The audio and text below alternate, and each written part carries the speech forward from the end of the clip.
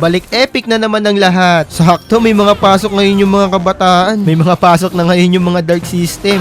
Ito yung magandang panahon para makapag-grind. Tapos sakto pa, new season na. Kaya kung ako sa inyo, maglaro na kayo ngayon. Kasi kakaunti na lang yung mga dark system, ako na nagsasabi sa inyo. Ito nga, yung first game ko, napaka-smooth. Tamang chill lang talaga sa RG ngayon. Pang! Benga! Guys, maglaro na kayo. New season na. Tignan nyo to ang first game ko. Chill lang oh. Napanobarya tayo dito. First game ko, ginawa akong mid. Okay lang yan. Panalo naman eh. 1 down. Dahil may pasok ngayon yung mga elementary, nararamdaman ko, mag-win streak ako dito kahit solo lang. Harit nga pala gamit ko dito kasi tinatamad ako mag-funny. Medyo nauumay-umay na ako mag-funny. Pero okay din tong Harit, no? Malikot din. Kahit hindi ko masyado ginagamit to si Harit, may idea naman ako paano gamitin to. Ito yung maganda dito sa Harit eh. Tignan nyo, ma-outplay pa namin tong dalawa na to. Ito yung kinaganda sa Harit eh, super slow din eh. Tapos may shield pa siya, kaya madaya rin to kapag hinahabol. Dito, panalo ulit tayo, pangalawang game. 2 down. Oo nga pala guys, para sa mga Harit main dyan, ano bang tamang build dito?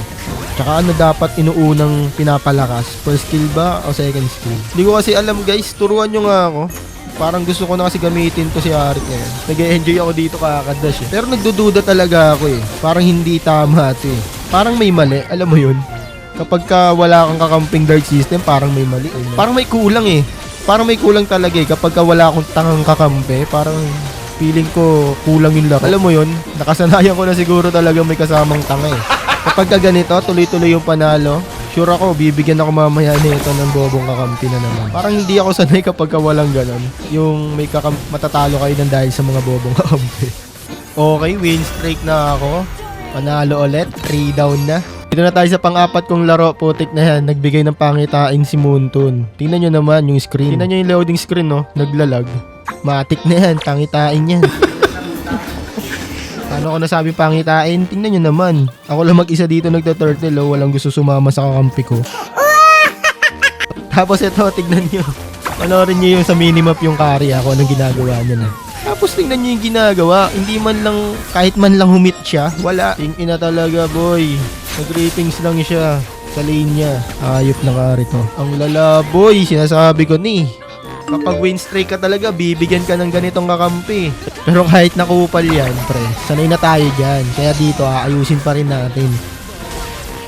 Dito guys, wag nyo akong panoorin. Mag-focus kayo dito sa ginagawa ng carry. Tingnan nyo ginagawa niya. Paikot-ikot ang putek. Parang agad ang putek. Ang lala. Ang lala. Ayop na yan.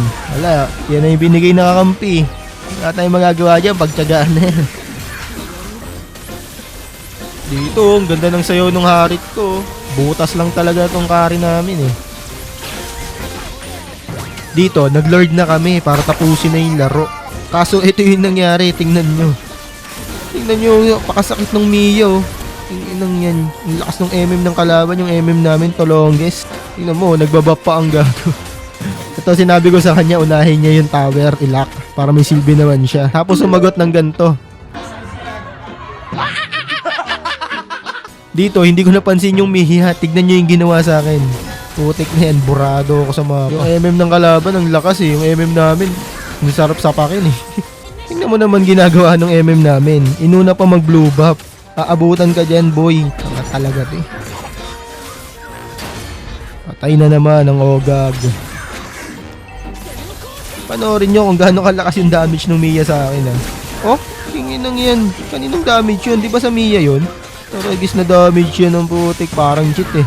Ay nako, masaya na sana. Okay, win streak ni. Binigyan na naman ng ganitong kampi.